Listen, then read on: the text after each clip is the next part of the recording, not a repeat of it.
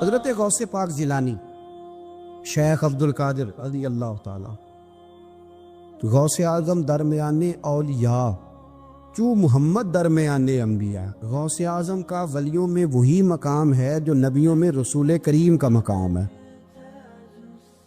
حضرت غوث پاک رضی اللہ تعالیٰ عنہ کو اللہ نے بڑے اعزازات سے نوازا. ایک اعزاز اللہ نے یہ دیا کہ ماں کی طرف سے حسینی ہے، باپ کی طرف سے حسنی سید.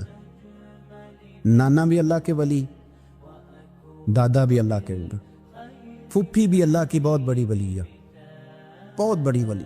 والد گرامی، آپ نے وہ سیب والا واقعہ تو بڑا ہی سنا ہوا ہے، اس طرف تو میں نہیں جاتا. ماں بھی اللہ کی بہت بڑی ولی ہے. یہ اللہ نا اسباب بناتا ہے، خود ماحول بناتا ہے.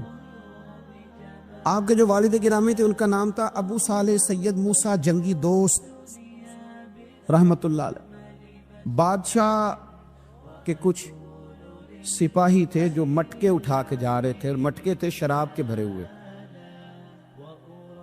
مٹکے اٹھا کے جا رہے تھے. حضرت سید محمد موسیٰ جنگی دوست رحمت اللہ علیہ بھی قریب سے گزرے. یہ کیا ہے بھائی؟ بدبو سے سمجھ تو گئے. تصدیق کے لیے پوچھا کیا ہے؟ انہوں نے کہا جناب یہ بادشاہ کا سامان لے کے جا رہے ہیں. ہاتھ میں ڈنڈا تھا، 3 مٹکے تھے شراب کے بھرے ہوئے. زور سے ایک ایک ڈنڈا مٹکوں پہ مارا تو مٹکے ان کے سروں پہ ٹوٹ گئے. بادشاہ سلامت. ہم سارے تقریباً بادشاہ سلامت ہوتے ہیں. یہ کسی کی جرت ہے مطلب میرے گھر کے معاملے میں مداخلت کرے ہو؟ پھر بادشاہ ہو. لوگوں نے جا کے بڑی غیبتیں کی، بڑی بڑی کہانیاں سنائیں. اس نے تو توڑ دیا جی مٹکے آپ کے، نے کوئی حال نہیں چھوڑا. تو بادشاہ کہنے لگا بلاؤ سید موسیٰ پاک جنگی دوست رحمت اللہ علیہ کو بلا لیا. تو کہنے لگے بادشاہ تمہیں پتا تھا مٹکے کس کے ہیں؟ آپ فرمانے لگے پتا تھا مجھے. کہ کیوں توڑے؟ فرمایا اس لیے توڑے کہ مجھے تیرے اوپر رحم آ گیا تھا. تو اگر شراب پیے گا تو دوزخ میں جلے گا. مجھے رحم آیا تھا، میں نے توڑ ڈالے. تو کہنے لگا آپ کون ہیں؟ تو آپ فرمانے لگے میں محتسب ہوں، میری حساب کتاب لینے کی ڈیوٹی ہے. محتسب ہوں، غلط آدمی کا حساب کروں گا. تو بادشاہ کہنے لگا کس نے ڈیوٹی لگائی آپ کی؟ فرمانے لگے میری ڈیوٹی میرے رب کریم نے لگائی ہے، میری ڈیوٹی اللہ نے لگائی. تأمرون بالمعروف وتنہون عن المنکر. مسلمان کے ذمے ہے اچھائی کا حکم دے گا، برائی سے روکے. یہ ذمہ داری ہے، میری اللہ نے ڈیوٹی لگائی ہے. بادشاہ پہ اتنا روب طاری ہوا کہ کہنے لگا حضور آپ کی بڑی مہربانی، آپ نے یہ کام کیا. کہنے لگا جناب اگر آپ اجازت دیں تو میں بھی آپ کو محتسب نہ بنا دوں، آپ میرے وزیر بن جائیں. کوئی بندہ اس طرح کا کام کرے تو اسے روکے. تو آپ فرمانے لگے نہیں، تو اپنی نوکری سنبھال کے رکھ، جسے اللہ ڈیوٹی پہ لگائے اسے پھر بندوں کی ڈیوٹیاں نہیں کرنی چاہیے. یہ اعزاز اللہ نے انہیں دیا، یہ شان رب کریم نے عطا فرمایا. ان کے صاحبزادے تھے حضرت غوث پاک جیلانی رضی اللہ تعالی عنہ. اللہ تعالیٰ نے جب کسی شخص سے کام لینا ہوتا ہے تو اللہ اس کے لیے اسباب بھی خود ہی پیدا کر دیتا ہے. علامہ اقبال اپنے استاد کی بڑی قدر کرتے تھے، شمس العلماء کی. تو ایک دن حضرت شمس العلماء سے کہنے لگے استاد جی آپ کی مہربانی سے پڑھ گیا ہوں. تو فرمانے لگے پتر تیری کلاس میں تو 250 لڑکا تھا، میری مہربانی تو سب پہ تھی، پر سارے تو اقبال نہیں نہ بنے. فرمانے لگے تیرے اندر بھی کوئی خوبی تھی، اس کی وجہ سے اللہ نے تجھے یہ اعزاز، کوئی چیز تیرے اندر. کیا اللہ تعالیٰ جب کسی بندے کو نوازتا ہے نا تو بندہ بھی محنت کرتا ہے، لیکن اس کی محنت سے زیادہ اللہ کے فضل کا دخل ہوتا ہے. تو بندے کئی دفعہ کہنے لگ جاتے ہیں بڑی مشقت کی، بڑی محنت کی، کچھ بھی نہیں ہوتا. زیادہ اللہ کے فضل کا انحصار ہوتا ہے. رب جیسے چاہتا ہے ویسے فیصلے دیتا ہے. آپ فرماتے ہیں کہ میں چھوٹا سا تھا، والد انتقال کر گئے، والدہ تھی میری اور ہم 2 بھائی تھے. فرماتے ہیں بچے کھیلنے کے لیے نکلے تو میں بھی ان کے پیچھے کھیلنے نکل گیا. ایک بیل بچوں کے قابو آ گیا. تو بچوں کے قابو کو چیز آ جائے تو پھر وہ اس کا جو حال ہوتا ہے وہ تو ہمیں پتہ ہی، ہم سارے بچے رہ چکے ہیں. تو کہتے ہیں وہ بیل قابو آ گیا، کوئی اس کے کان چھیڑتا، کوئی اس کی دم چھیڑتا، کوئی اس کے سینگ چھیڑتا، کوئی کسی جگہ سے اسے تنگ کرتا. مختلف بچے اس کو نا دم سے پکڑ کے ہلاتے، بیل بھاگتا. حضور غوث پاک فرماتے میں بھی آگے بڑھا، اور میں نے جب اس کی دم پکڑ کے ہلائی تو بیل نے میری طرف منہ کیا اور کہنے لگا عبد القادر تو نانا ایسے کر. بول کے کہنے لگا تو نانا ایسے کر، تجھے رب نے ان کاموں کے لیے پیدا نہیں فرمایا. آپ فرماتے مجھے اتنا خوف طاری ہوا، بیل کو بولتے دیکھا تھا پہلی دفعہ، بیل کو۔ اب میرے سنی کو بھی دلیلوں کی ضرورت ہوتی ہے نا، دلیل نہ دیں، کسی بزرگ کی بات سنائیں تو سنی بھی تھوڑا تھوڑا دائیں بائیں دیکھتا ہے۔ یہ شور ایسا ہوا ہے نا، پراپوگنڈا ایسا ہے۔ میں حدیث پاک سنا دیتا ہوں۔ رسول کریم صلی اللہ تعالی علیہ وآلہ وسلم فرماتے ہیں ایک شخص نے بیل پہ سواری کر لی تھی۔ بیل سواری کے لیے نہیں پیدا کیا تھا، سواری کے لیے اونٹ ہیں، خچر ہیں، گھوڑے ہیں، گدھے ہیں، بیل کھیتی باڑی کے لیے۔ اس شخص نے جب بیل پہ سواری کی تو بیل پیچھے مڑ کے دیکھنے لگا اور کہنے لگا یار تو بڑا بیوقوف ہے، بول کے کہنے لگا مجھے اللہ نے سواری کے لیے نہیں پیدا کیا، میرے سے وہ کام لے جس لیے میں پیدا کیا گیا ہوں۔ تو بندہ ڈر گیا، کہنے لگا بڑی حیرانگی والی بات نہیں کہ بیل بولتا ہے، تو بیل پھر بول پڑا۔ کہنے لگا اس سے بھی زیادہ حیرانگی والی بات ہے۔ اس نے کہا وہ کیا؟ کہنے لگے مدینے میں نبی پاک آ گئے ہیں اور تو نے ابھی تک کلمہ ہی نہیں پڑھا، یہ اس سے بھی زیادہ حیرانگی والی بات ہے۔ جامع المعجزات میں حدیث موجود ہے، حضور آ گیا اور تو نے کلمہ ہی نہیں پڑھا۔ وہ شخص کہتا ہے میں سر پٹ دوڑا، جب آ کے سامنے کھڑا ہوا تو حضور مسکرائے اور مایا آجا پڑھ لے کلمہ، مجھے پتا ہے تجھے کس نے بھیجا ہے۔ اللہ والوں کی باتیں مان لیا کریں۔ میں بڑی ذمہ داری سے کہتا ہوں رب کریم کے کوئی بندوں کی بات کتاب و سنت کے خلاف نہیں ہوتی، وہی تو کتاب و سنت آگے پہنچانے والے ہوتے۔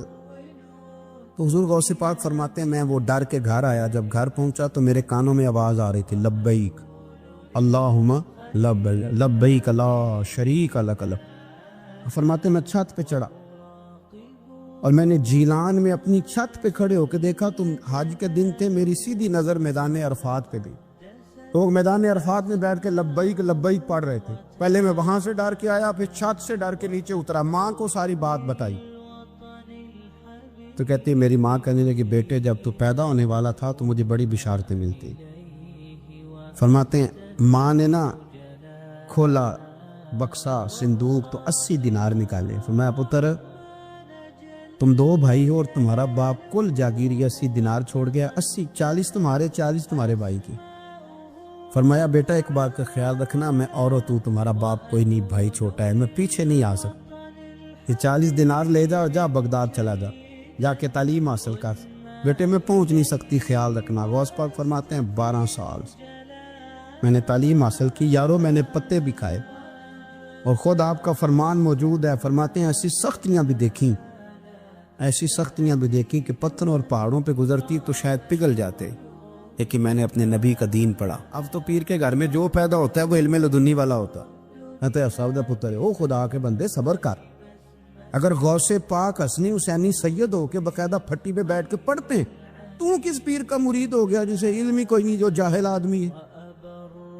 یہ ضروری ہے، علوم دینیاں ضروری ہیں، اس کے بغیر کام نہیں چلتا۔ اور غوث پاک رضی اللہ تعالیٰ عنہ کی آپ پوری زندگی پڑھ کے دیکھ لیں، غوث پاک تمام اولیاء کے امام ہیں، ساری زندگی۔ غوث اعظم سے کسی نے پوچھا آپ نے سب سے زیادہ دین کا کام کس طرح کیا، تو فرماتے ہیں تقریر کے ذریعے۔ اب تقریر کرنے والا مولوی ہوتا ہے اور تویز دینے والا، سبحان اللہ۔ غوث پاک رضی اللہ تعالیٰ عنہ فرماتے ہیں میں نے دین کا سارا کام کس ذریعے سے کیا ہے، ہفتے میں 3 جلسے کرتے تھے اور 70 ہزار کا مجمع ہوتا اور بغیر لاؤڈ سپیکر کے تقریریں ہوتی، اور فرماتے ہیں جیسی سمجھ پہلے بندے کو آتی تھی ویسی آخری والے کو آتی تھی۔ لوگوں نے کہا حضور یہ کرم کیسے ہوا؟ فرمانے لگے میں نے جب تعلیم حاصل کر لی تو بولنا آتا ہی نہیں تھا، تو میں بڑا پریشان ایک دن سو گیا تو خواب میں رسول کریم کا دیدار نصیب ہوا۔ ان نے فرمایا تو واز کیا کر، تیرے واز سے لوگوں کو فائدہ ہوگا۔ یا رسول اللہ میں اجمی بندہ ہوں، لوگوں کے سامنے کیسے بات کروں گا؟ تو حضور نے فرمایا منہ کھولنا ذرا۔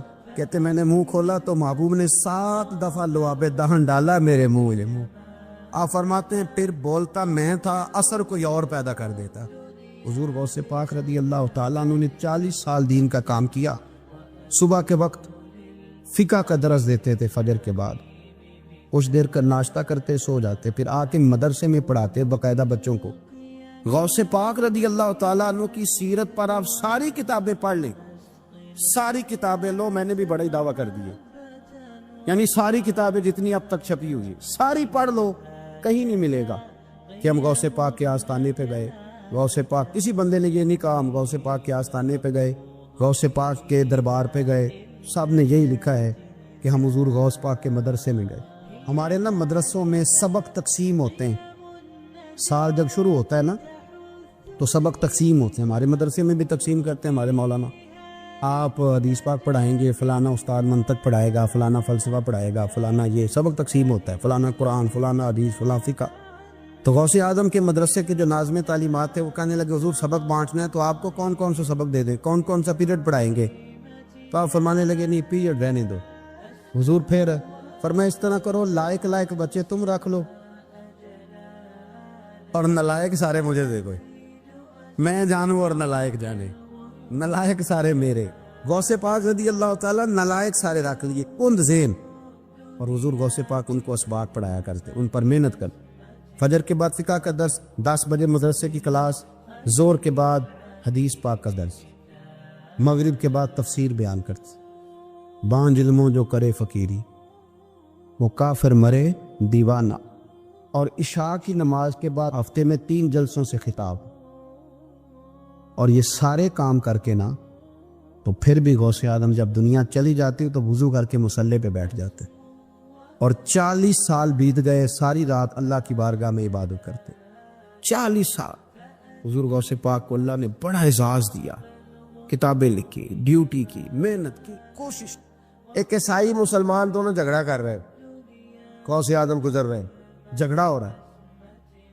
عیسائی مسلمان سے کہتا ہے ہمارے نبی عیسیٰ علیہ السلام نے مردے زندہ کیے، تمہارے نبی نے بھی کو کیا تو بتاؤ۔ مسلمان پڑھا ہوا نہیں تھا، حالانکہ نبی پاک نے بڑے مردے زندہ کیے، پڑھا نہیں تھا، بتا نہ سکا۔ غوث اعظم کے کان میں آواز گئی تو جا کے عیسائی کا بازو پکڑ کے جھنجھوڑا، فرمانے لگے کیا کہا تم نے؟ میرے مصطفیٰ نے مردہ زندہ کیا تو بتاؤں؟ فرمایا تو نبی پاک کی چھوڑ، میں غلاموں کا غلام ہوں، میں غلاموں کا غلام ہوں، مجھے بتا کون سا مردہ زندہ کرنا۔ تو چھوڑ حضور کی بات نہ کر، میں غلاموں کا غلام ہوں، مجھے بتا کون سا مردہ زندہ کرنا ہے۔ پرانی قبر پہ لے گیا، کہنے لگا دی اگر نہ ہوا تو؟ غوث اعظم فرمانے لگے جو تو کہے گا وہ میں کروں گا۔ تو کہنے لگے اگر ہو گیا تو؟ تو غوث اعظم کہنے لگے نہ میرے خانقاہ پہ جھاڑو دینا، نہ میرے برتن مانجنا، نہ میرے گھر کا سودا لانا، اگر زندہ ہو گیا تو بس میرے نبی کا کلمہ پڑھ جانا، بس میرے رسول کا کلمہ پڑھ جانا۔ اللہ اکبر۔ اس نے جو سب سے پرانی قبر تھی نا، وہ کہتا ہے یہ ہمارے دادا نے بھی نہیں دیکھا تھا بندہ کون ہے، اس قبر پہ کھڑا ہو کہنے لگا اس کو زندہ کرے۔ تو غوث اعظم رضی اللہ تعالیٰ عنہ قبر کے سرانے کھڑے ہوئے تو دعا کرنے لگے، کہنے لگے مولا اپنے لیے نہیں، تیرے رسول کے لیے۔ پھر فرمایا قم باذن اللہ، اٹھ اللہ کے حکم کے ساتھ۔ ایک عورت کلمہ پڑھتی ہوئی کھڑی ہو گئی اور کھڑی ہو کے اس نے پہلا جملہ کہا تو کمال کر دی، کہنے لگی میرے نصیب دیکھو، میں بنی اسرائیل کی تھی، عبد القادر تیرے صدقے جاؤں، تو نے مجھے کھڑا کیا ہے تو اللہ نے مجھے مصطفیٰ کا کلمہ پڑھنے کی توفیق دے دی، تیرے قربان جاؤں عبد القادر، تیری کیا بات ہے۔ اب وہ بندہ دوڑ دوڑ کے غوث اعظم کے قدموں میں آیا، فرمانے لگے نا کلمہ میرے مصطفیٰ کا پڑھنا ہے، حضور کا غلام بننا ہے۔ او بھائیو، حضرت شیخ عبد القادر جیلانی، حضور غوث اعظم رضی اللہ تعالیٰ عنہ، معمولی بات نہ سمجھنا، حضور غوث اعظم رضی اللہ تعالیٰ عنہ فرماتے ہیں میں قدم نہ لگاؤں تو اللہ ولایت ہی نہ دے، میں قدم نہ لگاؤں تو اللہ ولایت نہ دے۔ ایک آدمی سے حضور غوث پاک ناراض ہو گئے، ایک شخص نکل جا میرے آستانے سے۔ دعا منگیا کرو سنگیو، کہ مرشد نہ رس جاوے، جنہ دے پیر رس جاندے، وہ جیوندے بھی وہ مرے ہی رہن، چل دوڑ جا، نکل جا۔ وہ کہتا ہے میں 300 ولی کے پاس گیا ہوں، 300، ہر ایک سے کہا میرے لیے دعا کرو۔ وہ کہنے لگے جسے عبد القادر دھتکار دے اس کو کوئی سینے سے لگا سکتا؟ چل واپس چلا جا۔ آ کے قدموں میں بیٹھ گیا، کہنے لگا سونیا معاف کر دے۔ فرمانے لگے تو نے دیر کر دیا، میں تو کب سے معاف کیے بیٹھا ہوں، تو نے دیر کی آنے میں تو رسول اللہ کا غلام ہوں، اور حضور نے معاف کرنا سکھایا ہے۔ حضور غوث پاک واز کرتے، نصیحت کرتے، اور چونکہ نہ شہرت کے لیے، نہ مال کے لیے، نہ نوٹوں کے لیے، اس لیے غوث اعظم جب تقریر کرتے نا، ایک دن بغداد میں بارش شروع ہو گئی، خطاب ہو رہا تھا، لوگ بکھرنے لگے تو 2 جملے غوث پاک کے، کہنے لگے یا اللہ تو دلوں کے بھید جانتا ہے، اگر بندے میں نے اپنی ذات کے لیے اکٹھے کیے ہیں تو تیز بارش برسا، دڑا دے سارے، اگر تیرے لیے اکٹھے کیے ہیں تو پھر بھی تیری مرضی، رکھنے ہیں تو رکھ، بھیجنے ہیں تو حضرت یحییٰ کہتے ہیں سارے بغداد میں بارش ہوتی تھی، پر جہاں غوث اعظم کی محفل ہوتی تھی وہاں کوئی نہیں ہوتی تھی، وہاں کوئی نہیں ہوتی۔ غوث اعظم تقریر کرتے، کبھی کبھی وجد آتا تھا، کبھی کبھی ایک ماحول ہوتا ہے نا، کبھی کبھی حضور غوث اعظم وجد میں آتے تھے، کبھی کبھی اللہ کی دریائے رحمت کو بھی کبھی کبھی جوش آتا ہے۔ اور میرے حبیب فرماتے ہیں وہ پہلے آسمان پر نزول جلال کرتا ہے جو اس کی شان کے لائق، اور فرماتا ہے بندو مانگ لو، جو مانگو گے میں دے دوں گا۔ میرے محبوب کے دریائے رحمت کو بھی جوش آتا تھا۔ حضور فرماتے تھے آج پوچھو جس نے جو پوچھنا ہے، پوچھو۔ حضور فرمایا کرتے تھے، ایک دن حضرت ربیہ بن کعب سامنے کھڑے ہیں تو میں سالی یا ربیہ، ربیہ جو دل کرتا ہے مانگ لے، تیرا نبی تجھے دے دے گا۔ کبھی کبھی دریائے کرم جوش میں، تو غوث اعظم کو کبھی کبھی جوش آتا تھا۔ ایک دن تقریر کرتے کرتے کرتے کرتے جذبات میں آ گئے، جوش میں، یوں نظر اٹھائی تو حضرت خضر گزر رہے تھے اوپر سے، اور جوش جذبات میں فرمانے لگے، او بنی اسرائیل کے ولی ذرا نیچے تو اتر، ذرا محمد عربی کے غلام کی بھی چند باتیں سن کے جا، تجھے سناؤ رسول اللہ کے غلام کس طرح کے ہوتے ہیں۔ عالم وجد میں، کیف میں تھوڑی دیر گزری تو تڑپنے لگی، مجمع پہ سکوت طاری، لوگ سمجھ نہیں رہے ہو کیا رہا۔ ایک آپ کے خلیفہ تھے حضرت علی بن ہیتی، وہ دیوار کے ساتھ ٹیک لگا کے سو رہے، سارا مجمع دم بخود ہے، یہ کیا ہونے لگا؟ غوث پاک اٹھے، تقریر وہیں رہ گئی، علی بن ہیتی کے پاس جا کے یوں ہاتھ باندھ کے کھڑے ہو گئے، اور دیر تک نبی پاک پہ درود پڑھتے رہے۔ ان کی آنکھ کھلی تو وہ بھی روئے، غوث اعظم بھی روئے، دعا ہو گئی، جلسہ ختم۔ غوث پاک سے تو پوچھنے کی طاقت ہی نہیں تھی نا کسی کی، ان سے کون پوچھے؟ لوگ حضرت علی کے پاس، حضرت علی بن ہیتی رحمت اللہ علیہ، حضور یہ کیا ہوا؟ ہمیں سمجھ نہیں آئی۔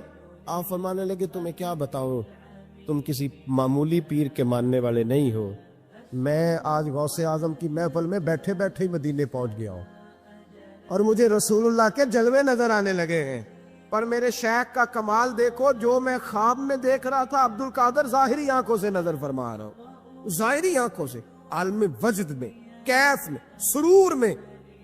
اور جب غوث اعظم تقریر کرتے تھے نا تو 50 آدمی اس کونے سے کھڑے ہوتے تھے، کہتے تھے حضور ساری زندگی گناہ کیے ہیں، اب توبہ کرتے ہیں، اب دوبارہ گناہ نہیں کریں گے۔ اس کونے سے 15 کھڑے ہوتے تھے، حضور ڈاکے ڈالے ہیں ساری اوپر، اب توبہ، آپ کی بات نے دل بدل دیا ہے، اللہ نے توفیق ہدایت دے دی۔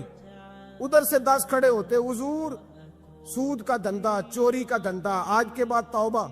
ایک بزرگ تھے حضرت یحییٰ بن نجا ان کا نام تھا، وہ کہتے ہیں میں نے سوچا روز بندے توبہ کرتے ہیں، آج میں گنوں نہ کہ ایک محفل میں کتنے کرتے ہیں، آج گنوں نہ۔ اب تو کاؤنٹنگ کے مختلف ذرائع ہیں نا، کیلکولیٹر ہے، باقی چیزیں۔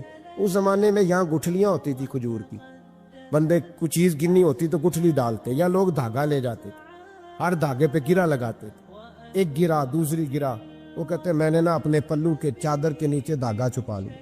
ایک بندہ توبہ کرنے اٹھا تو گرا ڈال دی، دوسرا اٹھا تو دوسری گرا ڈال دی، تیسرا اٹھا تو تیسری۔ کہتے ہیں اچانک بندے زیادہ ہو گئے، اب میری سپیڈ ہی بڑی کم تھی، میں کوشش بڑی کرتا پر بندے زیادہ۔ کہتے ہیں بڑی کوشش کی پر میں پورا ہی نہ ہوں۔ کہتے ہیں جب میں تھک گیا نا اور تھوڑا سا میرا سانس بھی پھولنے لگا، پریشان بھی ہوا، تو غوث پاک نے میری طرف دیکھا اور دیکھ کے مسکرائے، اور مسکرا کے فرمانے لگے یحییٰ میں دلوں کی گرے کھولتا جا رہا ہوں، تو بند کرتا جا رہا ہے، میں گرا کھول رہا ہوں، تو گرے لگا رہا ہے، اور چھوڑ دے یار، تجھ سے نہیں گنا جائے گا۔ یہ عبد القادر کی وجہ سے توبہ نہیں کر رہے، خدا کے فضل کی وجہ سے کر رہے ہیں، اور اللہ کا فضل گنا جا سکتا نہیں، شمار کیا جا سکتا، فرمایا نہ کر۔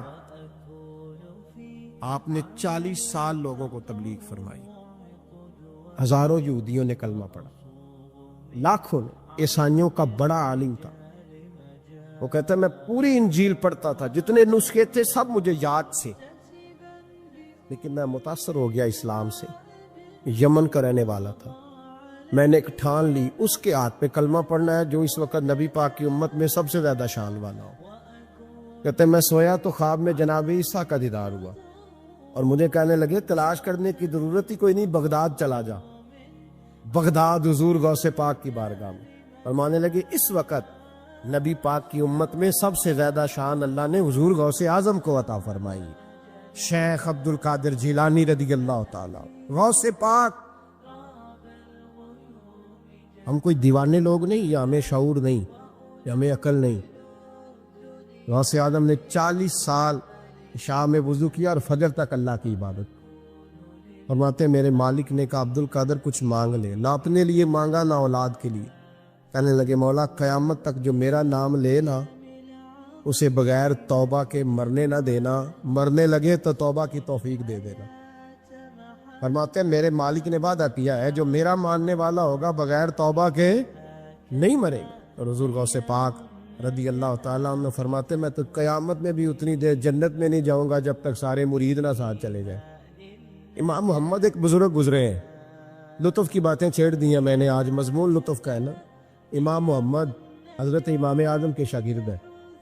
ان کے پاس ایک بندہ آیا, کہنے لگا حضرت صاحب مسئلہ پوچھنا. فقہ کے امام تھے. کہا پوچھو مسئلہ. وہ کہنے لگا حضور میں منڈی گیا تھا تو ایک ٹوکری لایا ہوں. کیا ہم کیا کہتے ہیں, پیٹی کہتے ہیں کریٹ کہتے ہیں, دونوں کہتے ہیں. تو کہتے ہیں وہ میں ایک پیٹی لایا ہوں, ایک ٹوکری سیب کی بھری ہوئی. حضور اب میں نے کھول لیا تو آدھے صحیح ہیں آدھے خراب ہیں, آدھے ٹھیک ہے آدھے خراب ہے, تو میرے لیے فتویٰ کیا ہے, صحیح رکھ کے باقی واپس کر دوں؟ تو امام محمد فرمانے لگے نہیں, شریعت کہتی ہے یا سارے رکھ یا سارے واپس کر. یہ کہے تو رونے بھی لگ گئے ساتھ. تو کہنے لگا حضور مسئلہ مجھے بتایا ہے, اور رونے آپ لگ گئے. کہنے لگے مجھے بھی کوئی بات یاد آ گئی ہے. قیامت میں جب کسی استاد کے شاگرد جائیں گے, کسی پیر کے مرید جائیں گے, اور کہنے لگے جب مصطفیٰ کے غلام جائیں گے, جب غوث اعظم کے ماننے والے جائیں گے, تو کچھ اچھے ہوں گے کچھ برے ہوں گے. تو ہم بھی کہیں گے یا اللہ یا سارے رکھ, یا سارے بھیج, یا سارے رکھ, یا تو فرمایا رب کریم نیکوں پہ ظلم تو کرے گا نہیں, اس لیے امید ہے وہ کہے گا میں نے جنت کھول دی ہے, لہذا رسول اللہ کی ساری امتی جنت میں داخل ہو جائے, ساری امتی جنت میں داخل ہو جائے. پیش حق مجدہ شفاعت کا سناتے جائیں گے, آپ روتے جائیں گے, ہم کو ہنساتے جائیں گے, باغ جنت میں محمد مسکراتے جائیں گے, پھول رحمت کے گریں گے, ہم اٹھاتے جائیں گے. حشر میں ہوگا ہمارا داخلہ اس شان سے, ہم یا رسول اللہ کا نعرہ لگاتے جائیں گے, یا رسول اللہ کا نعرہ حضور غوث پاک رضی اللہ تعالیٰ عنہ فرمانے لگے میں نے عرض کی مولا میرا نام لینے والے بغیر توبہ کے نہ مرے. تو فرمایا عبد القادر جب وعدہ رہا جو تیرا نام لے گا مرنے سے پہلے توبہ کی توفیق دے دو. ان نسبتوں کو لوگ معمولی سمجھتے, ان کو معمولی جانتے, اور حضور غوث پاک. ایک بات مجھے پسند بڑی ہے, اگرچہ میں نام نہیں لینا چاہتا کس نے لکھی ہے, میں نے لیا بھی تھا کئی دفعہ, لیکن بات بڑی کمال ہے, غیروں کی ہے, اور میں نے تو اس ایک حوالے کے لیے پوری کتاب 10 جلدوں کی منگا کے رکھی ہوئی ہے, ایک حوالے کے لیے, ایک بات کے لیے. غوث اعظم کا دھوبی فوت ہو گیا. کون؟ پتہ نہیں آپ کو بھی اتنا ہی مزہ آ رہا ہے جتنا مجھے آ رہا ہے. حضور غوث اعظم کا دھوبی فوت ہو گیا, کپڑے دھوتا تھا. تو بعد میں اس دھوبی کو کسی نے خواب میں دیکھا تو پوچھا کیا بنا, تو کہنے لگے کچھ بھی نہیں. فرشتے نے آ کے پوچھا مال ربو کا, رب کون ہے؟ تو میں نے کہا میں تو غوث پاک کا دھوبی ہوں. اس نے پوچھا ماں دینوں کا تیرا دین کیا ہے؟ تو میں نے کہا میں غوث پاک کا دھوبی ہوں. فرشتہ پھر کہنے لگا تو کیسا دیوانہ ہے, میں کہہ رہا ہوں کہ اللہ کا پتہ بتا, رب بتا, تو غوث پاک کا بتا رہا ہے. کہتے ہیں 2-3 دفعہ کہا, جاگ رہے ہیں آپ لوگ, 2-3 دفعہ کہا. وہ بار بار یہی کہتا کہ میں غوث پاک کا, میں غوث اعظم کا دھوبی ہوں. کہتے ہیں حضور غوث اعظم اس کی قبر میں تشریف لائے. قبر میری تے میرے اپیرا جے کر پاویں پھیرا, قبر میری تے میرے اپیرا جے کر پاویں پھیرا, قبر دے وچوں ہڈیاں اٹھ کے مجرا کر سن تیرا. حضور غوث اعظم قبر میں آئے اور فرمانے لگے کیوں تنگ کرتے ہو میرے ماننے والے کو, کیوں تنگ کرتے ہو میرے, یہ کوئی لوارث ہے اس کو تنگ کر رہے ہو؟ کہا حضور اللہ کا پتہ بتاتے ہیں تو آپ کا بتاتے ہیں. فرمانے لگے تمہیں سمجھا رہا ہے, یہ تمہیں سمجھا رہا ہے کہ عبد القادر کے تو کوئی دروازے سے گزر جائے تو اسے خدا یاد آ جاتا ہے, اس نے تو ساری زندگی کپڑے دھو کے دیے.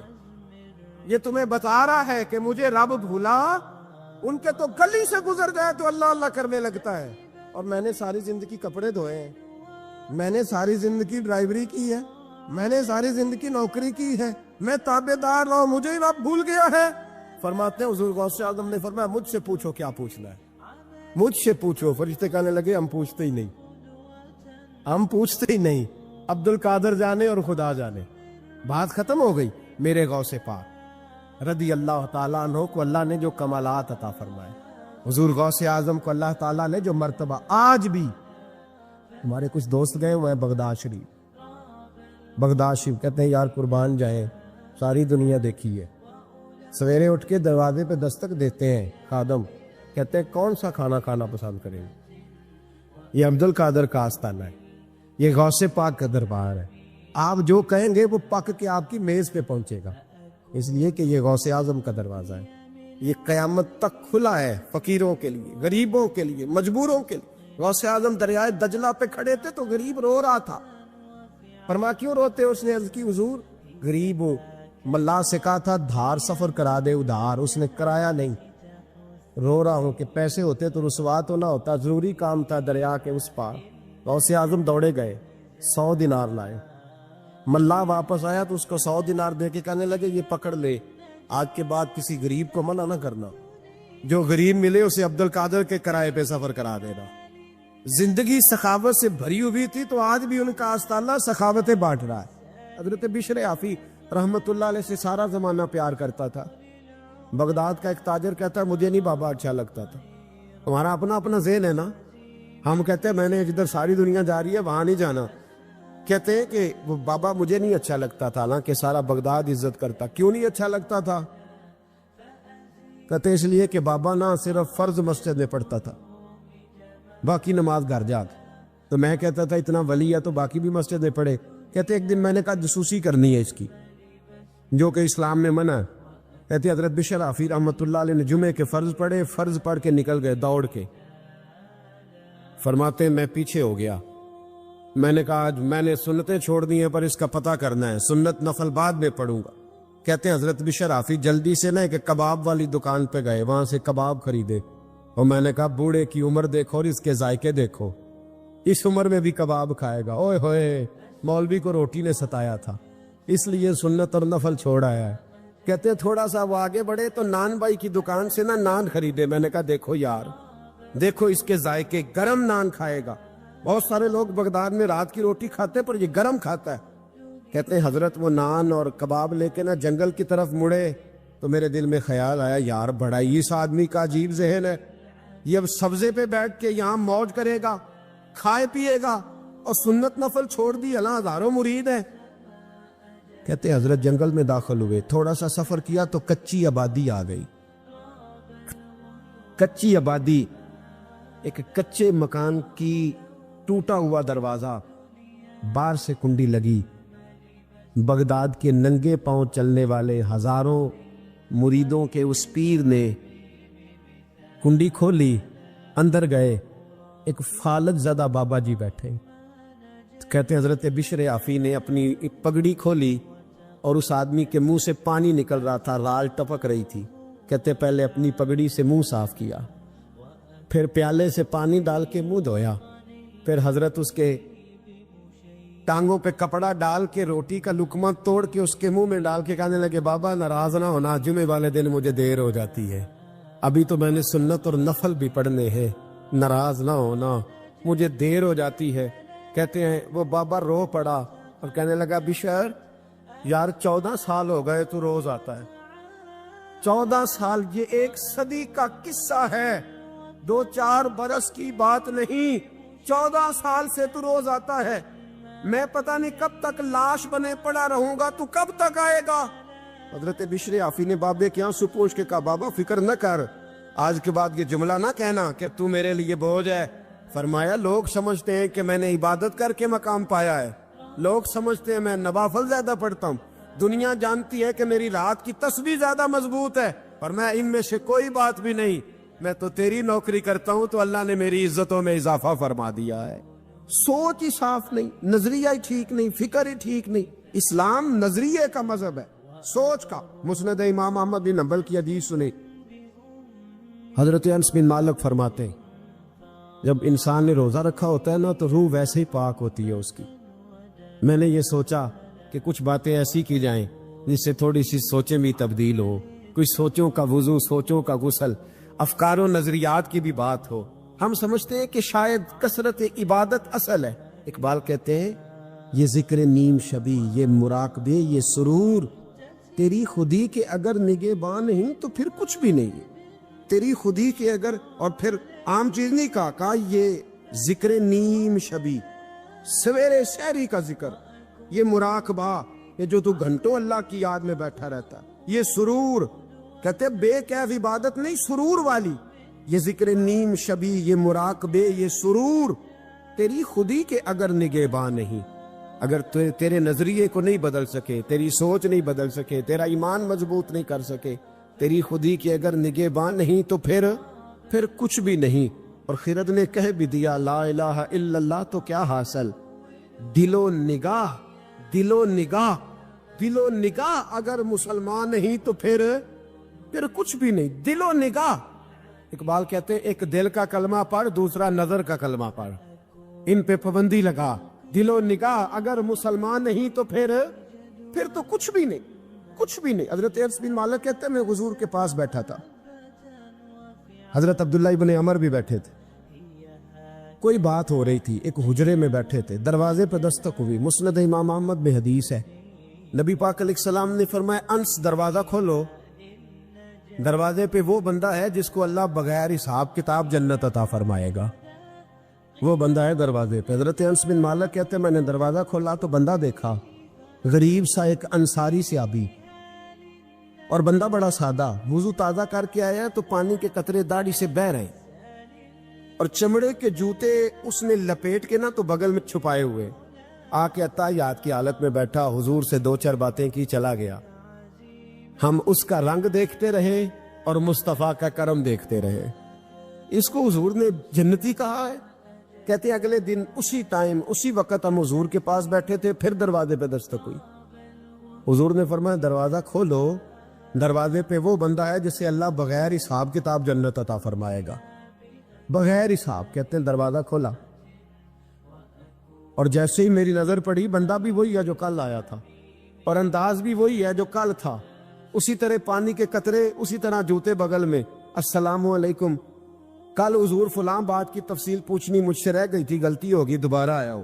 اس نے اپنی گفتگو کی، چند جملوں میں بات سمیٹی، چلا گیا. فرماتے اتفاق کی بات کے دن تیسرا، بندے بھی ہم دونوں، میں اور عبداللہ ابن عمر. حضرت انس بن مالک کہتے ہیں دونوں بیٹھے تھے، سیم ٹائم سیم ڈے.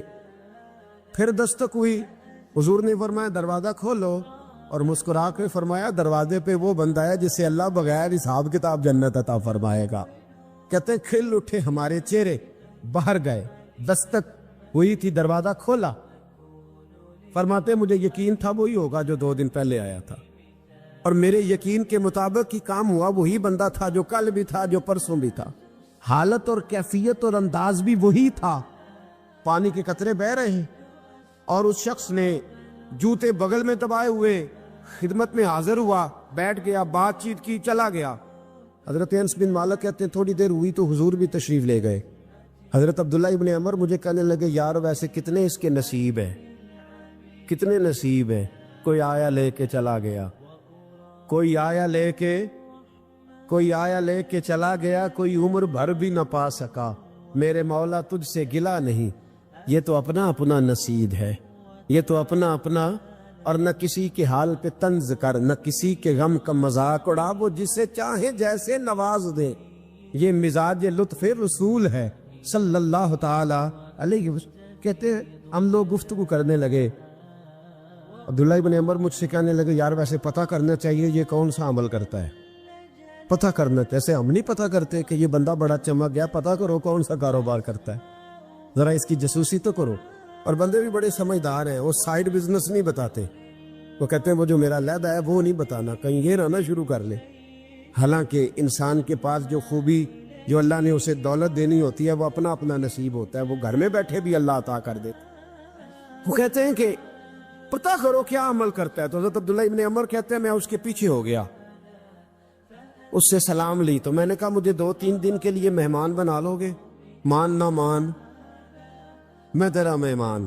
2-3 دن کے لیے مہمان بنا لو گے؟ تو کہتے ہیں مجھ سے کہنے لگا کو گھر میں جھگڑا ہو گیا، کیونکہ پڑوس میں تو تمہارا، قریب ہی تو تمہارا گھر ہے، میرے مہمان بننے کو جھگڑا ہے. تو میں نے کہا چلو ایسے ہی سمجھ لو پر مجھے مہمان بنا لو. کہتے میں 3 دن اور 3 راتیں اس شخص کے ساتھ رہا. وہ کتنا صدقہ کرتا ہے میں نوٹ کرتا رہا, نماز کتنی پڑھتا ہے اس کا کیا. میں چاہتا تھا کہ وہ عمل مجھے ملے. اس کی برکت سے مصطفیٰ نے اسے 3 مرتبہ جنتی فرمایا ہے تاکہ وہ کیفیات مجھے بھی ملے. حضرت عبداللہ ابن عمر کہتے کہ میں نے کوئی خاص چیز نہیں دیکھی. وہ عشاء پڑھتا تو فجر تک بستر پہ کروٹیں لیتا اور میں الحمدللہ اٹھ کے تہجد بھی پڑھتا, نوافل بھی پڑھتا. کہتے ہیں وہ 1 سپارہ پڑھتا, میں 3 پڑھتا. فرماتے اس نے 3 دنوں میں کھجور بھی صدقہ نہیں دی, کہ کھجور بھی, اور میں نے بڑے بڑے غریبوں کی مدد کی. میں کہنے لگا کہ عمل تو میرا زیادہ ہے اس سے, پھر خوبی کیا ہے. خاص توجہ کرنا, اسلام اور دین کا جو فکری اساس ہمیں صحابہ نے دی. حضرت عبداللہ ابن عمر کہتے ہیں میں نے تیسرے دن اسے کہا بھائی اللہ تیرا بھلا کرے, تو نے بڑی خدمت کی, میں نے جانا ہے, میرا کوئی جھگڑا نہیں ہوا تھا, میں تو بس تیرا عمل دیکھنے آیا تھا کہ تو عمل کیا کرتا ہے. تو وہ صحابی کہتے ہیں مجھے کہنے لگے یار تو میرا عمل دیکھنے آیا تھا, مجھے بتا تو صحیح کیا نے, اور کیوں دیکھنے آیا میرا عمل, تجھے کیا ضرورت پڑی میری جاسوسی کی. تو کہتے ہیں مجھ سے جب اس نے سوال کیا تو میں نے اس کو کہا بھائی تو 3 دن آیا ہے نا, ہم بیٹھے ہوئے تھے. کہا ہاں میں آتا رہا ہوں. کہا 3 دن نبی پاک نے فرمایا اللہ تجھے بغیر حساب کتاب جنت عطا فرمائے گا. تو میں چاہتا تھا کہ میں ذرا جاسوسی کروں, ذرا دیکھوں, کھوج لگاؤں کون سا ایسا عمل ہے. آج بھی ذرا دھیان دیجئے گا, کون سا ایسا عمل ہے. حالانکہ تو عشاء پڑھتا ہے اور اٹھ کے فجر پڑھتا ہے, میں تہجد بھی پڑھتا ہوں, تیرا سپارہ ہے کہ میرے 3 ہے. کون سا ایسا عمل ہے جس کے سبب تجھے جنت ملے گی.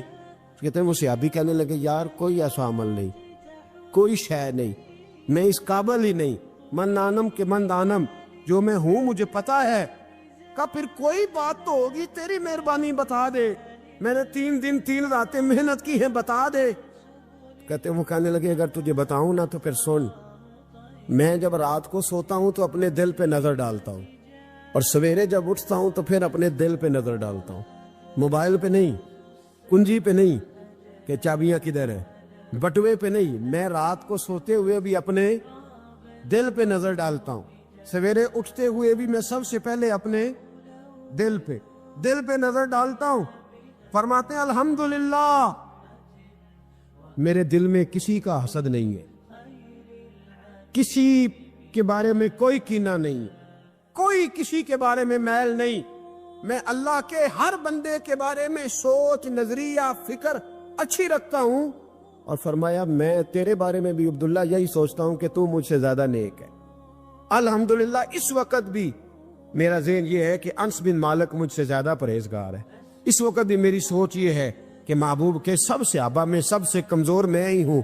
نبی عبداللہ ابن عمر کہتے ہیں میں نے اس کا ہاتھ چوما, میں نے کہا سمجھ آ گئی ہے, تیرا نظریہ, تیری سوچ پکی اور سچی مسلمان ہے, تو دل اور روح کا مسلمان ہے, تو نظر اور روح کا مسلمان ہے. یہ سبب ہے کہ اللہ کے رسول نے زمین پر چلتے ہوئے بھی تجھے 3 دفعہ جنت کی بشارت عطا فرما دی. حضرت غوث پاک رضی اللہ تعالیٰ عنہ طالب علموں کو سبق پڑھا رہے تھے, تو سبق پڑھاتے پڑھاتے نا ہاتھ آگے بڑھایا, تو اچانک ہاتھ واپس آیا تو گیلا ہو گیا تھا سارا. تو تھوڑی دیر کے بعد ہی بندے پہنچ گئے, انہوں نے آ کے یا غوث کے نعرے بھی لگائے, وہ مچلے بھی, وہ روئے بھی, وہ قدم بھی چومے, اپنے مقدر پہ ناز بھی کیا. شکر ہے اللہ کا, اللہ نے ہمیں آپ کا غلام بنایا, شکر ہے. تو طالب علموں نے پوچھا ہوا کیا؟ کہنے لگے کشتی میں بیٹھے تھے تو ڈوبنے لگی تھی. ایک تاجر تھا تو ملک شام جاتا تھا اکثر تجارت کرنے کے لیے, مال کما کے لاتا, غریبوں کی بھی مدد کرتا. تاجر شیخ حماد کے پاس گیا, کہنے لگا میرے لیے دعا کر دے, میں جا رہا ہوں سفر کے لیے. تو انہوں نے کہا میں صبح بتاؤں گا. استخارہ کیا صبح, کہنے لگے نہ جانا, تیرا مال بھی لٹ جائے گا اور تو قتل بھی ہو جائے گا. وہ بڑا پریشان ہوا, حضور غوث پاک کے پاس گیا, کہنے لگا حضور, اور جب میری آنکھ کھلی تو میں اسی وقت ہی رخت سفر باندھا, سر پٹ گھوڑے دڑائے, کچھ رات کو کچھ دن کو, سویرے بغداد پہنچ گیا. کہتے خیال تھا کہ پہلے غوث پاک کے پاس جاؤں گا, لیکن پہلے شیخ حماد سے ملاقات ہوگی. نبی پاک صلی اللہ علیہ وسلم نے فرمایا اگر تم چاہتے ہو رزق بھی بڑھ جائے, عمر بھی لمبی ہو جائے. ایک آدھ بات حضور غوث پاک کی عرض کرتا ہوں. حضور غوث پاک رضی اللہ تعالیٰ عنہ نے نا نبی پاک صلی اللہ علیہ وسلم کی اتباع میں وقت گزارا ہے. کچھ بندے اللہ کے بڑے خاص ہوتے ہیں. حضور غوث پاک رضی اللہ تعالیٰ عنہ کو اللہ نے اعزاز عطا فرمایا, شان عطا فرمائی کہ غوث اعظم درمیان اولیاء جو محمد درمیان انبیاء. اس طرح نبیوں میں رسول کریم کا مقام ہے نا, اس طرح ولیوں میں غوث پاک جیلانی کا مقام ہے. حضور غوث پاک رضی اللہ تعالیٰ عنہ کو اللہ نے کئی اعزازات دیے. سب سے بڑی بات یہ کہ اللہ نے انہیں کرامات عطا کی. کرامت دین کا پورا ایک حصہ ہے. ہمارے یہاں نا لوگ کہتے ہیں اخلاق بیان کریں جی, وہ کہتے کیا تھے کرامت کیا ہوتی؟ بھئی کرامت تو قرآن پاک نے بیان فرمائی. آصف بن برخیا جناب بلقیس کا ملکہ بلقیس کا تخت لائے تھے. یہ اللہ نے کیوں آیت نازل کی قرآن پاک میں؟ وہ قصہ کہانی ہے کہ وہ جی تخت لائیں, یہ کیوں بیان کی؟ اور تخت آیا کس طرح آیا؟ انہوں نے کہا کہ آنکھ جھپکنے سے پہلے آ جائے گا. پھر آیا کہ نہیں آیا؟ ان سے پوچھا یہ کیسے آیا؟ کہنے لگے ھذا من فضل ربی.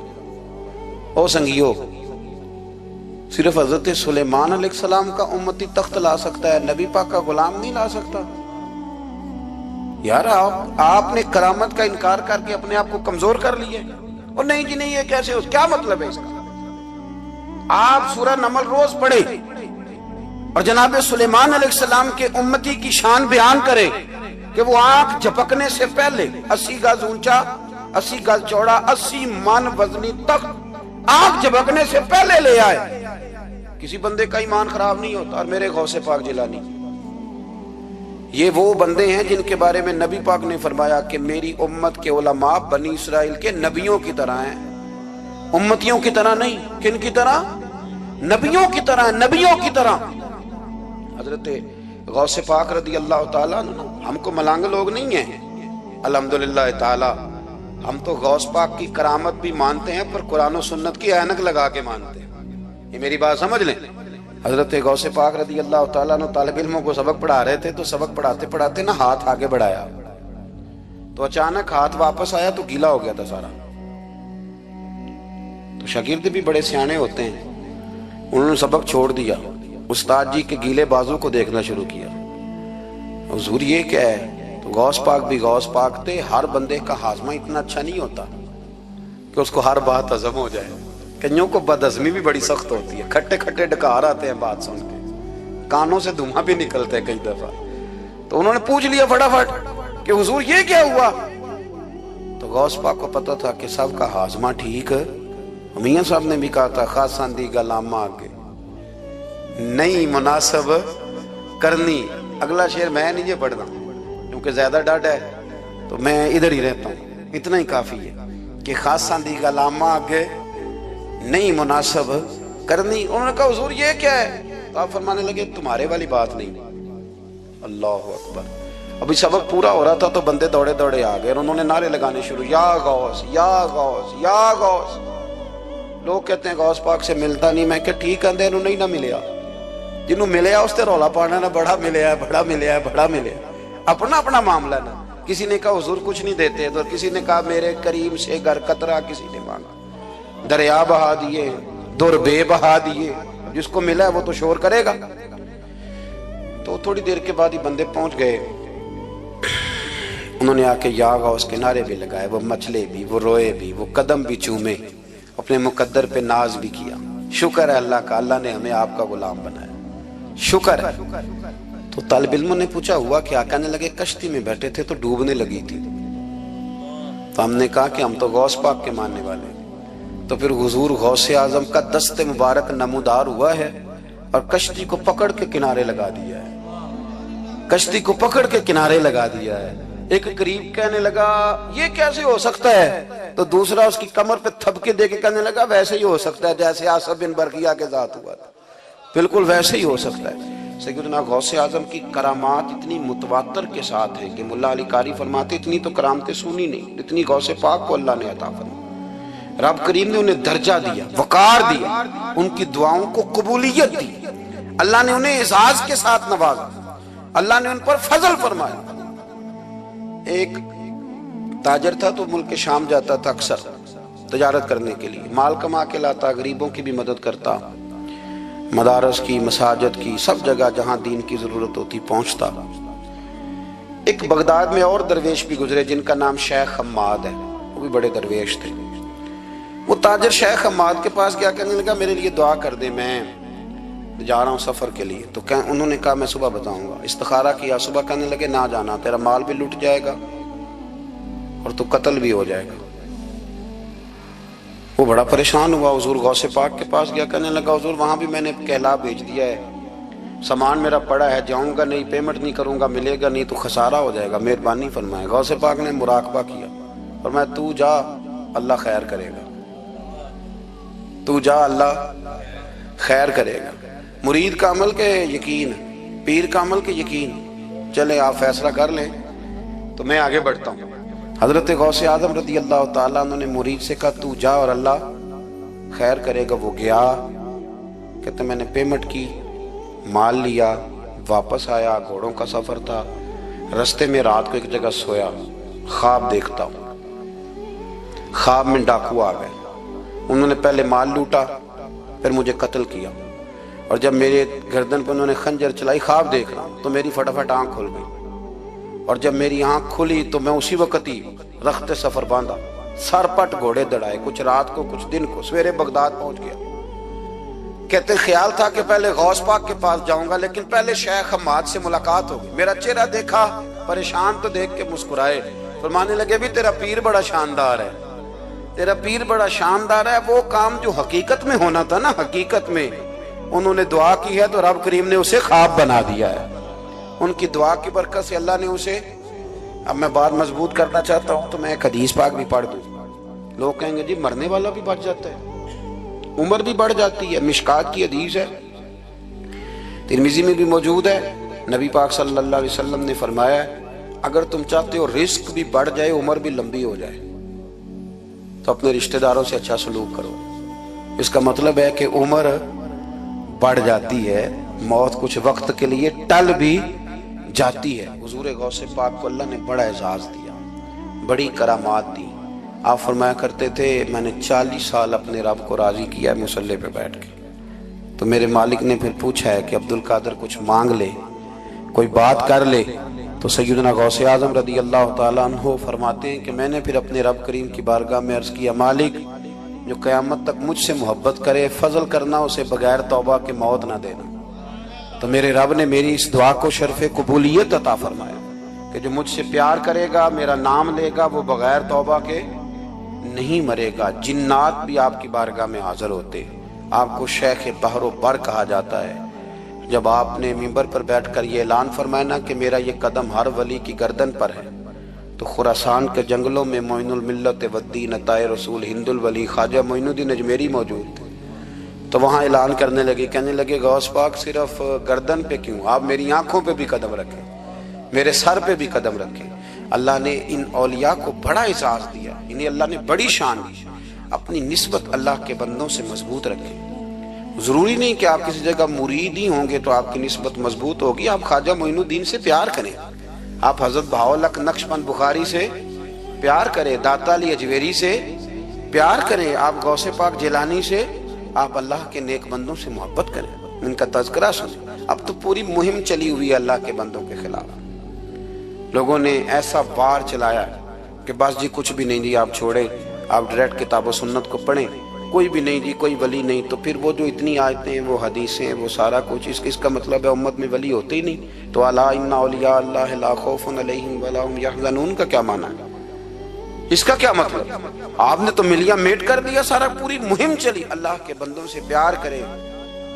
اور میرے نبی پاک صلی اللہ علیہ وسلم نے فرمایا جو جس سے پیار کرے گا قیامت کے دن اسی کے ساتھ اٹھایا جائے گا۔ میرے رسول کریم صلی اللہ علیہ وسلم کا کمال یہ ہے کہ رسول پاک کو کبھی اشتعال نہیں آیا، اور بھائی حضور کو کبھی اشتعال، بول کے بتائیے، اشتعال چھوڑ دو، ہم محتاج ہیں نبی پاک کے، ہم نے جو سیکھنا ہے اپنے نبی سے سیکھنا ہے۔ وہ اگر زندگی میں آپ نے اشتعال چھوڑ دیا، بہت سارے لوگ دانا پھینکنے آتے ہیں، وہ پھینک کے چلے جاتے ہیں، ہم پیچھے سے لڑتے رہتے ہیں۔ اگر آپ اشتعال چھوڑ جائیں، دیکھو حضور کے میلاد پر میں نے کیا بات چھیڑی ہے، بڑی ضروری سمجھی ہے تو چھیڑی ہے۔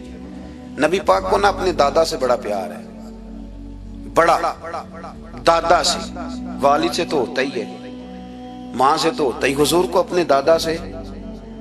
बुखारी शरीफ में हदीस है, जनाब अबू सुफियान रदी अल्लाह ताला अन्हु हदीस के रावी हैं, फरमाते हैं कि जंग में मैं हुजूर के साथ था फतेह मक्का के बाद, तो काफिरों ने बड़ा शदीद हमला सामने से कर दिया। फरमाते हैं जब उन्होंने शदीद हमला किया तो मुसलमान थोड़े पीछे हटे, इरादा ये था कि नई मंसूबा बंदी के साथ आगे बढ़ेंगे। कहते मैंने नबी पाक सल्लल्लाहु अलैहि वसल्लम के घोड़े की लगाम थामी हुई थी, सहाबा पीछे हटे पर हुजूर नहीं पीछे हटे और आगे बढ़े। तो मैंने कहा या रसूलल्लाह सब लोग पीछे हट रहे हैं, जरा पीछे हट के नई हिकमत अमली, नई ताजगी के साथ वार करेंगे ताकि मुकाबला कर सके। तो जंग का मौका है, जंग का वक्त है। और हुजूर वहां नारा क्या लगाते हैं, फरमाया पीछे नहीं हटना। क्यों? अनन नबी ला काजिब अना इब्ने अब्दुल मुतलिब ला काजिब, फरमाया पीछे नहीं हटना है। एक तो इसलिए नहीं हटना कि मैं नबी हूं और ये भी सच है, और इसलिए भी पीछे नहीं हटना कि मैं कोई मामूली आदमी नहीं, मैं अब्दुल मुतलब का पोता हूं। अब पीछे हटना, कितनी दिलचस्पी है अपने दादा के साथ, कितना प्यार है। जरूरी नहीं दादा पीएचडी हो तो फिर ही प्यार किया जाए, ये भी जरूरी नहीं कि दादा करोड़पति हो तो फिर भी प्यार किया जाए, या दादा पीर हो, सूफी हो, आलिम हो तो फिर ही प्यार किया जाए। माँ बाप तो माँ बाप ही होते हैं, माँ बाप तो माँ बाप होते हैं। मुझसे कोई कहे मैं अपनी अम्मा पे 6 जिल्दों में किताब लिख सकता हूँ, मैं जिम्मेदारी से कह रहा हूँ, वजू के साथ बैठा हूँ। अगर कभी अल्लाह मुझे मौका दे तो मैं कई जिल्दों में अपने वालिद पर किताब लिख सकता हूँ। ये जरूरी तो नहीं कि माँ बाप पढ़े लिखे हों तो फिर ही उन पे लिखा जा सकता है। माँ अगर उपले भी थापती हो ना, उसे अलिफ बा ता सा न भी देख के पढ़ना आता हो तो बेटे से प्यार कितना करना है ये उसे आता होता है, ये अल्लाह उसे देख के भेजता है। इसके लिए किसी पीएचडी की जरूरत ये उसे पता होता है, ये अल्लाह ताला उसके सीने में पहले उतारता है। नबी पाक सल्लल्लाहु अलैहि वसल्लम को बड़ा प्यार है। आना इब्ने अब्दुल मुतलिब, मैं कोई मामूली आदमी नहीं, मैं अब्दुल मुतलब का पोता हूं। ये जंगों में हुजूर ऐलान करते। अब दूसरी किताब देखिए अल वफा शरीफ में और शिफा शरीफ में हदीस है, हजरत उमर फारूक रावी फरमाते मैं खड़ा था, यहूदियों का एक बहुत बड़ा आलिम है, जैद बिन दसना उसका नाम है। हजरत बिलाल हबशी रदी अल्लाह तआला अन्हु फरमाते हैं कि जब कहीं जरूरत पड़ती थी तो हम लोगों से कर्जा लेते थे। वो एक दिन मुझे कहने लगा मुझसे कर्जा ले लिया करो, मेरे पास पैसे पड़े होते हैं। मैंने उससे कर्जा ले लिया नबी पाक सल्लल्लाहु अलैहि वसल्लम के मेहमानों के लिए, क्योंकि मेरी जिम्मेदारी थी मेहमानों की देखभाल। आप फरमाते हैं कि अभी उसके हजरत उमर फरमाते हैं कि वादे में 3 दिन बाकी थे, मैं हुजूर के साथ था। वो आलिम था यहूदियों का, तौरात जानता था। तो चौक में उसने खड़ा कर लिया और खड़ा करके कहने लगा नबी करीम सल्लल्लाहु अलैहि वसल्लम से कि मेरे पैसे दें। तो हुजूर सल्लल्लाहु अलैहि वसल्लम ने फरमाया कि अभी तो 3 दिन बाकी हैं वादे में, इंशाअल्लाह वादे पे दे देंगे। मैंने जो मजमून छेड़ा है वो मैंने मुकम्मल करना है, आप मेरी बात पे तवज्जो करना। मैं कह चुका हूँ कि हुजूर को दादा से बड़ा ही प्यार है। अब वो यहूदियों का आलिम क्या कहता है नबी पाक को, ताना किस तरह देता है, माज़अल्लाह सुम्मा माज़अल्लाह नकले कुफ्र कुफ्र न बाशा। जब हुजूर ने कहा ना अभी 3 दिन बाकी हैं, तो कहने लगा जी माज़अल्लाह सुम्मा माज़अल्लाह, फिर माज़अल्लाह, करोड़ दफा माज़अल्लाह। कहने लगा जी अब्दुल मुतलब की औलाद का तरीका ये है, पैसे ले लेते हैं फिर वापस नहीं करते। है ना इश्तियाल वाली बात। यानी वैसे ही आप किसी को कहें कि तेरे दादे की औलाद शादी का तरीका ही वो गर्म हो जाएगा। और अगर ये कह दिया जाए उस जात के बारे में जिससे आप प्यार भी इश्क की हद तक करते हो, तो अब थप्पड़ तो बनते हैं ना 4, अब डंडा तो बनता है ना। लेकिन मेरे नबी पाक इश्तियाल में नहीं आते थे, मिजाज नहीं था रसूल करीम का। नबी करीम सल्लल्लाहु ताला अलैहि वसल्लम इतनी बड़ी बात कर दी कि हजरत उमर कहते हैं मैंने यूं करके तलवार पे हाथ रखा, निकाल ली नियाम से बाहर, गर्दन उड़ाऊंगा इस गुस्ताख। रसूल करीम ने फरमाया उमर ये तू क्या कर रहा है, तेरे तो जिम्मे ये था कि तू उसे नरमी का कहता और मुझे पैसे देने का कहता। अब इस तरह कर, इसे फलां जगह ले जा, वहां खजूरें पड़ी हैं, तोल के दे दे, चल 2 किलो ज्यादा भी दे देना। तो उमर फारूक रदी अल्लाह तआला अन्हु कहते हैं मैंने कहा हुजूर ज्यादा किस बात की, मैं तो पूरी भी जरा नाप तोल के दूंगा। और एहतियात से किस बात की ज्यादा, इस नालायक को ज्यादा दूं? हुजूर फरमाने लगे ज्यादा इसलिए देनी है कि तूने इसे डांटा है, तूने तलवार दिखाई है, अब 2-3 किलो ज्यादा देनी। हजरत उमर कहते मैं ले गया और मैंने 2-3 किलो खजूरें ज्यादा दी, पर वो मेरे अंदर जो उसके बारे में कोफ्त थी वो जाती नहीं थी। मेरा दिल करता था काट डालूं इसे, और जब मैंने दे ली ना तो मेरे करीब आया, मेरे घुटने पे हाथ रखा। आंसू बड़े कीमती होते हैं, एक कभी निकलते हैं। कहते हैं जब मेरे घुटने पे उसने हाथ रखा तो वो यहूदियों का आलिम रो पड़ा, कहने लगा उमर तेरा क्या ख्याल है कि मैं बिला वजह ये मैंने बात कर दी? कहा नहीं, तू रोता क्यों है, पहले बेदबी करता है अब रोता है। तो कहने लगा उमर मैं कोई मामूली आदमी नहीं, मैं पढ़ा लिखा बंदा हूँ, मामूली होता तो जल्दी मान जाता, मैं तौरात का, इंजील का, ज़बूर का आलिम हूँ। मैंने आखिरी नबी की सारी सिफतें अपनी किताबों में पढ़ी हैं, मैंने सारी बातें छुप छुप के नबी पाक में देख ली थी। एक बात मैंने हुजूर की आजमानी थी अभी, वो ये था कि नबी पाक के सामने जितनी भी जहालत करोगे ना, अल्लाह के रसूल का हिल्म उस पर गालिब आ जाएगा, हुजूर का सब्र उस पर गालिब आएगा। मैंने ना आज वो आजमाना था, और मैंने ना साजिश करके बिलाल को पैसे दिए थे, और मैंने साजिश करके 3 दिन पहले मांगे थे। पर उमर तुझे मुबारक हो, मैंने तो आजमा के माना है, तू बगैर आजमाए मोहम्मद अरबी का गुलाम बन गया है। अब ले जा, मुझे माफी भी दिला, और नबी पाक सल्लल्लाहु अलैहि वसल्लम की गुलामी भी मेरे लिए, इस सनद पे भी तू मेरे साथ शामिल हो। जिंदगी में इश्तियाल ना अपने आप को आने दे। लोग दुनिया में बातें करने आए हैं, और बातें करने वाले रह जाया करते हैं। बातें करने वाले, मेरी बात की समझ आ रही है, और काम करने वाले वो कर जाते हैं। अगर आप बातों पे आप वक्त गुजारेंगे तो रह गए। इश्तियाल, वकीलों को भी यहाँ इश्तियाल आता है, यहाँ डॉक्टरों को भी इश्तियाल आता है, यहाँ फलाने को भी इश्तियाल आता है, यहाँ भैया आप किस चक्कर में पड़ गए? अगर आपको इश्तियाल ही आना है, आप देखें ना अहले ताइफ ने नबी पाक के साथ क्या किया। तारीख में ना कुछ अल्फाज ऐसे हैं जो पढ़े नहीं जाते। जब उन्होंने कहा कि माज़अल्लाह आप नबी हैं जो दरवाजा दरवाजा घूम रहे हैं, आप नबी हैं जिनके साथ लश्कर ही कोई नहीं, पैसे ही कोई नहीं, आप हैं, इतने सख्त जुमले, फिर पत्थर भी मारे। इश्तियाल तो 1.5 मिनट में आ जाता बंदे को, और हमारे यहाँ तो रह भी सिर्फ इश्तियाल ही है, सिर्फ इश्तियाल ही है, जिसको देखो उसे इश्तियाल है। इधर भी लड़ाई, उधर भी दंगा, उधर भी फसाद। भैया आप छोड़ें। रसूल करीम अलैहिस्सलाम को हजरत ज़ैद बिन हारिसा ने कहा हुजूर दुआ करेंगे तबाह हो जाए। नबी पाक ने फरमाया, लफ्ज़ हदीस के फरमाया लम उबअसु लआनन, फरमाया मैं को ताने देने वाला बन के आया हूं, मैं को वो हूं जो ताना जनी करूंगा, बद्दुआ दूंगा उन्हें। फरमाया इन्नमा बुइस्तु हादियन व रहमा, फरमाया मैं तो रहमत बन के आया हूं और लोगों को हिदायत का रास्ता दिखाने के लिए आया हूं। जिंदगी में कभी भी इश्तियाल। एक बात और करनी है आपसे, उस पर भी आपने खास तवज्जो करनी है, जो हमारे लिए सरकार की मोहताजी में से खैरात हमने लेनी है। वो ये है कि नबी पाक सल्लल्लाहु अलैहि वसल्लम को ना कुरान मजीद ने हरीस कहा। अल्लाहु अकबर। यहां शायद आप मुझे कह दें तो मैं नाराज हो जाऊं, लेकिन कुरान ने कहा हरीसुन अलैकुम बिल मुमिनीना रऊफुर रहीम। अल्लाह करे कि हम कुरान के अल्फाज पर गौर करें। हरीसुन अलैकुम, ऐ मेरे महबूब के गुलामों, नबी पाक सल्लल्लाहु अलैहि वसल्लम ना तुम पर हरीस हैं, यानी तुम्हारी भलाई चाहने में जल्दी करते हैं, तुम्हारी भलाई चाहने में।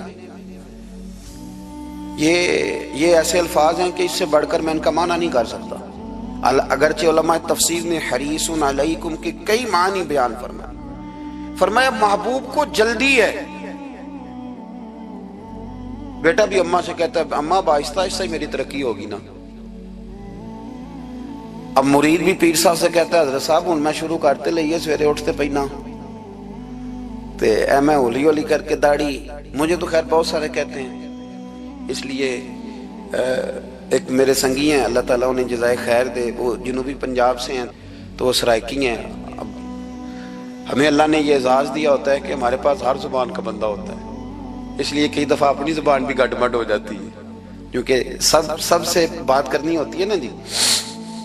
तो मुझे कहने लगे एक दिन फ़ोन करके पीर साहब मुबारक हो गए। मैंने कहा जी खैर मुबारक, کیا ہوا؟ کہنے میں ان چھوٹی چھوٹی داڑھی رکھ لئی اللہ دے فضل نہ. میں کہا چلو میں تیری مبارک قبول کیتی تو مہربانی کری انہوں کھاد شاد باندھا رہی تاکہ تھوڑی بڑی بھی ہو ہی جائے کہ مبارک ہوئے. میں چھوٹی چھوٹی میں کہا چلو اللہ کریم خیر کرے گا بڑی بھی ہو جائے. حالانکہ داڑھی کا کوئی وزن ہی نہیں ہوتا. کیا ہوتا ہے؟ نہ چھوٹی کا نہ بڑی کا. اللہ سمجھنے کی توفیق عطا فرمائے. باہر کہ جو بات عرض کرنی ہے اس کی طرف آتا ہوں آپ حضرات سے.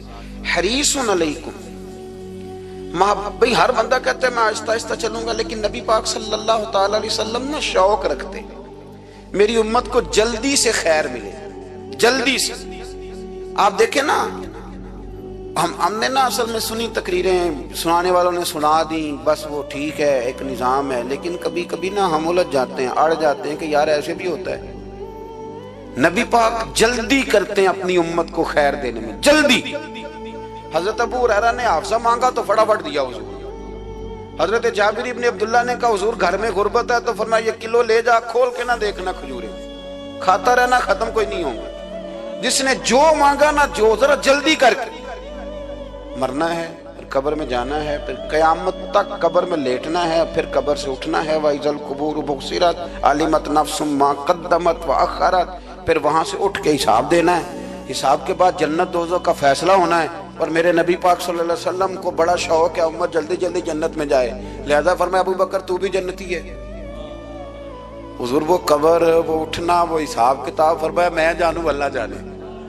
عمر تو بھی جنتی ہے، عثمان بھی جنتی ہے، علی بھی جنتی ہے، طلحہ بھی جنتی ہے، زبیر بن عوام بھی جنتی ہے، طلحہ بن عبید اللہ بھی جنتی. 10 بندوں کو نہ کھڑے کھڑے جنت. امام حسن اور حسین پیچھے کھیل رہے تھے تو پوچھ لیا کسی نے حضور یہ 10 تو جنتی ہیں، تو فرمایا جو پیچھے ہیں، تو کہا سید الشباب اہل الجنہ، یہ جنتی ہیں اور یہ جنتیوں کے سردار. آپ ذرا پلٹ کے دیکھ لیں کس طرح حضور نے، اور یہ اس شوق کو آپ سمجھیں. ہمیں تو شوق ہی کوئی نہیں، اب یقین کریں نہیں شوق. زیادہ سے زیادہ شوق ہوگا تو اپنے بیٹے کے حق میں ہوگا کہ جلدی جوان ہو جائے، اور اس میں بھی ہماری ڈبل لالچ ہوتا ہے کہ بچہ جوان ہو جائے اور میں کبھی بوڑھا بھی نہ ہوں، یہ بھی جوان ہو جائے اور میں بھی جوان ہی رہوں. بھئی یہ تو نہیں نہ ہو سکتا. اگر وہ جوان ہوگا تو پھر آپ کو بوڑھا ہونا پڑے گا، لیکن ہمارا ڈبل لالچ ہے کہ یہ بھی جوان ہو جائے اور میں بھی جوان ہی رہوں. یہ ہو سکتا؟ نبی پاک صلی اللہ علیہ وسلم نے فرمایا، آپ ذرا غور کریں، فرمایا وہ پیر رومہ ہے جو خرید کے دے دے گا میں اسے جنت کی بشارت دیتا ہوں. فرمایا جو مسجد بنائے گا میں گارنٹی دیتا ہوں اپنے لیے جنت میں مکان بنا لے گا. میرے رسول کریم علیہ السلام جنت کو آسان کرتے چلے گئے. فرمایا 2 چیزوں کی ضمانت دے دے، زبان اور شرمگاہ کا غلط استعمال نہ کرنا، میں تجھے گارنٹی دیتا ہوں کہ رب تجھے بغیر حساب کتاب جنت عطا کر دے گا. جلدی کے ساتھ حضور نے یہ شوق پیدا کیا. ہمارے ہاں نا ہر معاملے میں تیزی ہے. امیر راتوں رات ہونا ہے، حسین راتوں رات ہونا ہے، اور بادشاہ بھی نیک ذرا آہستہ آہستہ ہو کے کرنا ہے، آہستہ آہستہ آہستہ آہستہ. اور تو ہر ویلے مسیطے بہ رہنا ہے تے اور کتے بھئی ہے جی؟ بھئی مسجد اللہ کا گھر ہے، تیرے گھر بیٹھتے تو 2-3 دن زیادہ بیٹھتے، تو نے کہنا تھا کوئی اور کام بھی کریا کر. اللہ کے گھر بیٹھے ہیں تو یہاں بھی تجھے اعتراض ہے. کدھر جا کے بیٹھے، کدھر بیٹھے جا کے؟ ہمارا ایک پیر بھائی تھا، اللہ اکبر، تو حضرت صاحب کے پاس آ کے نا کسی نے شکایت لگائی اس کی کہ اس کے گھر والے کہتے ہیں دیار والے پیران کو لے بیٹھا رہنا ہے. تو سب ہنس پہ فرمان لگے ایک باری پھر گل کری، کہتا جو کہتے ہیں ہر وقت پیروں کے پاس بیٹھ رہتا. فرمایا یار بڑا مزہ ہے، ایک باری پھر کری. تو وہ جب حضرت صاحب کو مزہ آتا تھا تو ہمیں مفت میں ہی آنا شروع ہو جاتا تھا. تو یہ تو بڑی بات ہے نا جی کہ کوئی کسی اللہ والے کے پاس بیٹھتا ہے. میری بات کو سمجھ لیں، جلدی کرتے رسول کریم. ہمیں بھی تھوڑی جلدی کرنی چاہیے نبی پاک کا غلام بننے. صحابہ نے بڑی جلدی کی، آپ یقین کریں 1 منٹ بھی دائیں بائیں نہیں. بس آج حکم آیا، آج ختم، آج ہی عمل ہوگا، کل پرسوں ترسوں کی بات کوئی نہیں. ساری دنیا جاتی ہے نا مدینہ شریف اور جا کے دیکھتی ہے مسجد قبلتین، 2 قبلوں والی مسجد. یار بڑا مشکل کام ہے، بڑا مشکل کام ہے. لوگ کہتے ہیں پہلا تسی این جاندے سو، اب یہ کہنا شروع کر دیا بڑا مشکل کام ہے. حضور نے 4 रख्तों वाली नमाज 2 इधर मुंह करके पढ़ाई और फिर 2 रखते हैं। और यार मुश्किल है काम, बड़ा मुश्किल। यहाँ तो मेरे भाई पगड़ी का स्टाइल बदल नाराज हो जाते। और मेरे रसूल करीम सल्लल्लाहु अलैहि वसल्लम ने काबे का रुख ही फेर लिया तो सलाम के बाद सहाबा ने सवाल नहीं किया। किसी ने पूछा कल तुमने 2 उधर पढ़ी थी, आज 2 उधर पढ़ी। उन्होंने कहा हमने किबला नहीं देखा, हमने तो ये देखा इमाम किधर जा रहा है। हाजियो आओ शहनशाह का रोजा देखो, काबा तो देख चुके अब काबे का भी काबा देखो। जल्दी करें, वक्त बड़ा थोड़ा है। बीमारी फटाफट आ जाती है, कुछ पता नहीं चलता। कमजोरी फटाफट आ जाती है, कुछ पता नहीं चलता। बहुत सारे हालात हैं जो जल्दी खराब हो जाते हैं। नबी पाक सल्लल्लाहु अलैहि वसल्लम ने ना अपनी उम्मत को बड़ी सारी खैर अल्लाह से लेके दी। हमारा दीन बड़ी जल्दी मुकम्मल हुआ। 23 सालों में मुकम्मल दीन हुजूर ने हमें अता फरमाया। और फिर एक और मजे की और लुत्फ की बात ये कि एक है कि जंगें भी हो रही हैं। हम कहते हैं जी आराम से बैठेंगे तो दीन की बात करेंगे, जंगें भी जारी हैं। बदर है, ओहद है, आखिर दम तक। जिस दिन सरकार का विसाल हुआ उस दिन भी नबी पाक सल्लल्लाहु अलैहि वसल्लम ने लश्कर रवाना किया, उस दिन भी लश्कर रवाना किया। जंगें भी हो रही हैं और साथ साथ रसूल पाक नमाज, इबादत, तहज्जुद, मिसवाक, शरीयत, दीन, तकवा, परहेजगारी, इन सारी बातों का दर्स भी बयान फरमा रहे। हम कहते हैं जी वो फलाने हालात ठीक हो जाएंगे कारोबारी तो फिर मैं मस्जिद हूं। भाई हालत जंग में भी जंग भी चलती रहती थी, तहज्जुद भी चलती रहती थी। वहां ये हाल था कि वहां परेशानी भी चलती रहती थी और दुरूद व सलाम भी चलता रहता था। मेरे रसूल करीम सल्लल्लाहु अलैहि वसल्लम के गुलामों,